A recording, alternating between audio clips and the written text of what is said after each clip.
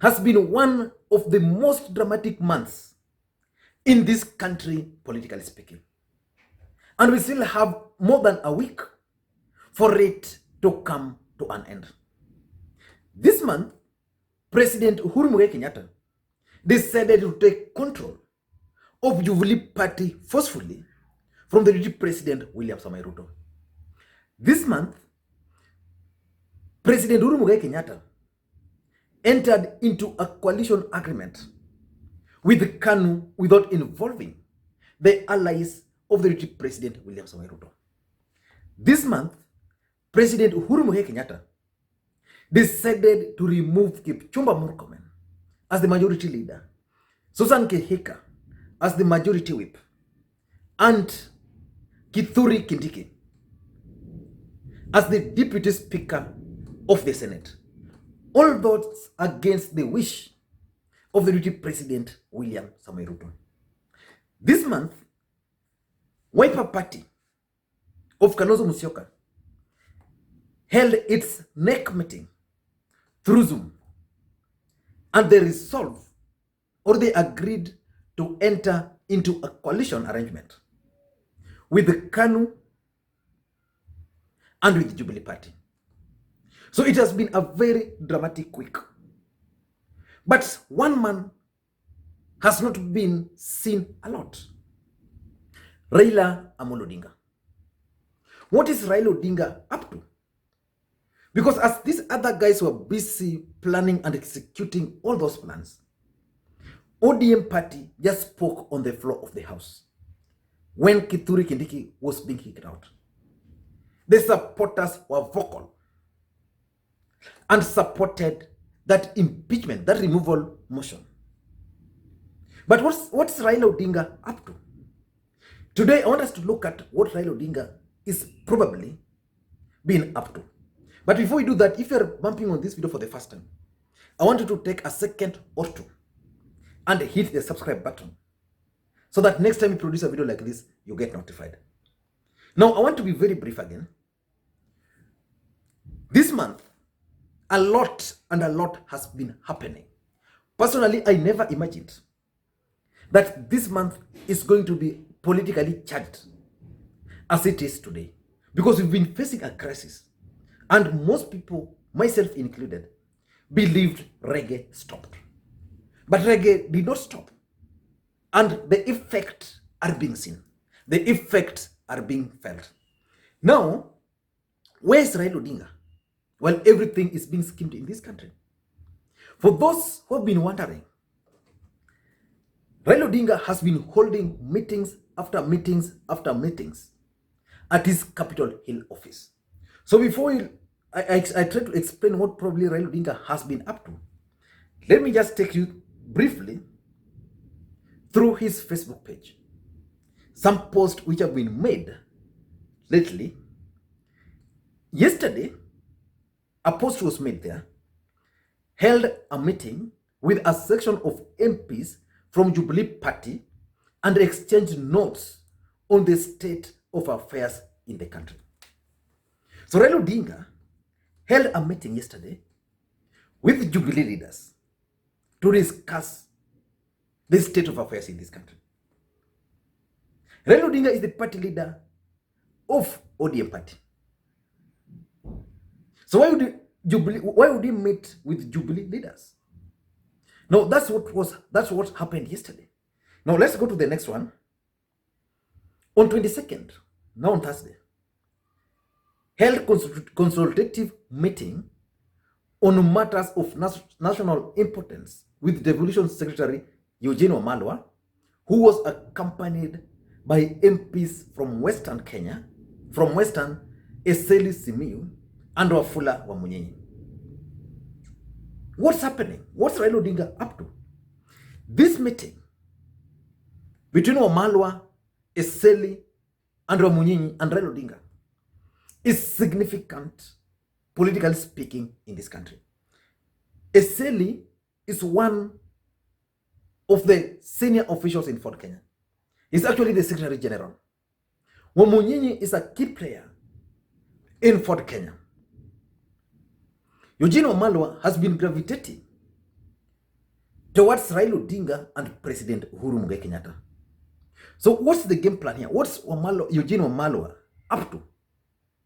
We all know that Bungoma County had issues, the county assembly, where the former majority leader was kicked out by people who are believed to be Raila Odinga's MCS. But what is Raila Odinga up to by holding these meetings? You not expect was Eseli to accompany Wamalwa to Raila Odinga's office. What is Raila Odinga up to? Now, then, on 21st, that's Wednesday, hosted members of East Africa Legislative Assembly and briefed them on the need to push for collaborations between East Africa community states post-COVID on actions that need to be taken to revamp Kenyan economy. These include a dedicated focus on putting money in the pockets of the youths, women through labor-intensive jobs, and investment in infrastructure. I also appeal to them I appeal to them for unity of purpose in months ahead. What's Raila Odinga up to? Earlier, I've just jumped to that. Earlier on 20th, Raila Odinga also made this post that met with women leaders drawn from all political parties to discuss issues including post-COVID scenario, gender matters in the ongoing constitutional amendments debate, and national unity as being key for the recovery of our economy. And in that meeting, just a minute,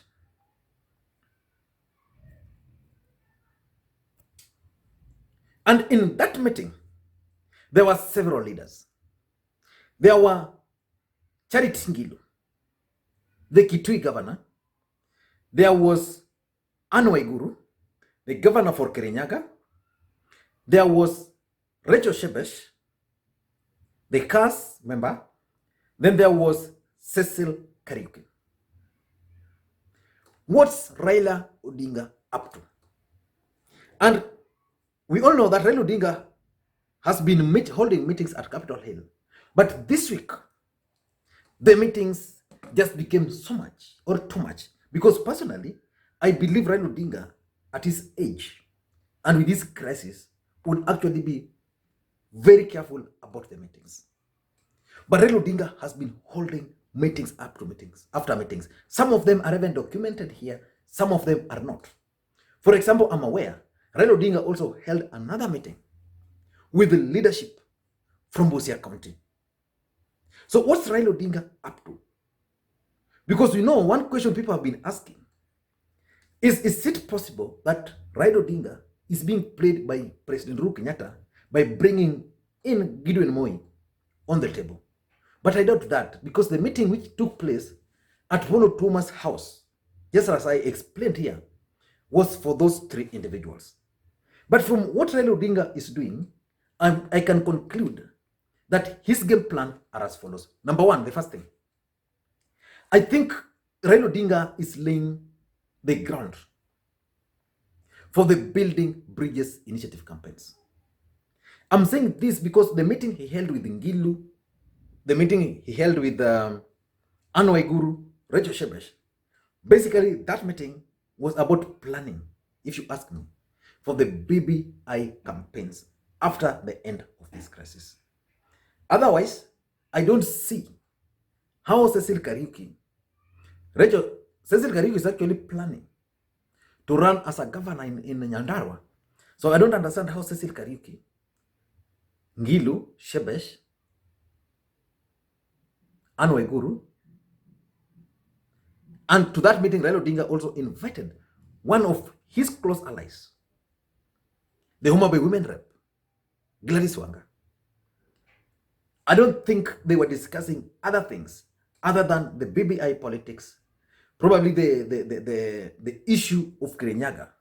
Remember, even in Kirinyaga, Anne Waiguru was facing an impeachment motion, and the Jubilee party decided to convene a meeting for all MCS at her house. This country can be very interesting. Yeah. So MCS were invited for a meeting to be convened at governor's residence to discuss the issues of Kirinyaga. The same people who wanted to impeach the governor. So I think the issue of BBI, so Kenyans should be ready, because the president also was very clear yesterday that they are now tired with a kind of curfew, this curfew life. So probably the curfew will be relaxed and BBI campaigns are likely to continue. So that's number one. Number two, something also tells me that probably Raila Odinga is now doing a lot of work on behalf of President Uhuru Kenyatta. And that's why Eugene Wamalwa went to him. That's why Cecil Kariuki, who is a cabinet secretary, went to his office. I'm also trying to imagine that the president might not be happy with what's happening in Bungoma County Assembly. So he asked these people to go and sit with Raila Odinga to figure it out. I also want to believe that Raila Odinga is also part and parcel of the team that influenced the outcome at the Senate. So probably if you ask me, I'll tell you without blinking an eye that Raila Odinga is currently working with very closely with President Uhuru Kenyatta, but is the one who is doing the donkey work for President Uhuru Kenyatta. Uhuru cannot meet Ngilu, Anne Waiguru, Rachel Shebesh, and that team without Kenyans complaining. But Raila Odinga can, because Raila Odinga is not anywhere near the presidency. Number three, I think Raila Odinga has also been tasked or is busy crafting this alliance. And if you ask me, some of these things started long time ago. So they are now being executed. So Raila Odinga is part and parcel of it. That's why you see when the former Bomet governor went to Nairobi, went and met President Uhuru Kenyatta. During that time, it was claimed that Raila Odinga was going to chair some economic recovery program post-COVID. So basically, Raila Odinga had talked to the man, Isaac Ruto, and the president now just went and met with him just to finalize. And I'm sure that economic recovery commission, or whichever name it will be given, is going to be chaired by Raila Odinga. And the idea, if you listen to the speech by President Uhuru Kenyatta yesterday, where he issued the 8-point economic strategy post-COVID, that is going to be executed by Raila Odinga. So if it will succeed, Raila Odinga will succeed. If it will fail, Raila Odinga will fail. So I think Raila Odinga has been part and parcel of this team crafting an alliance. That's why Kalonzo Musyoka now decided to enter into that agreement. Remember, even Musalia Mudavadi was supposed to be part of it, but because of his politics, he decided not to be part of it. The other thing which Raila Odinga has been doing strategically is strengthening the ODM party. I'm told Raila Odinga has been going to Orange House just to figure out how the party can be strengthened. The other day, when all these things started, he held a meeting with his Central Management Committee of the ODM party. That's the organ which oversees the day-to-day running activities of the party. So Raila Odinga, in my view, is also strategically strengthening the ODM party in readiness for 2022 elections. And lastly, something also tells me that Raila Odinga, as was rumored, probably was supposed to join government under certain positions. But from the look of things, he rejected those positions. So there is now working with President Uhuru Kenyatta in a way that suggests that he's actually playing a role, and that's why you can see ministers headed there. So many meetings are happening at Capitol Hill today.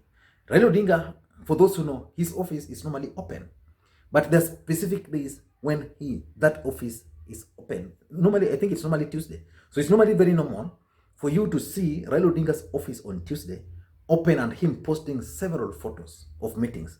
But in this case, the whole week was just busy. Why was that happening? In my view, it's because of those 5 reasons. And if you believe there's any other thing he's been planning, I want to listen to that. I want to hear what you think on that in the comment section.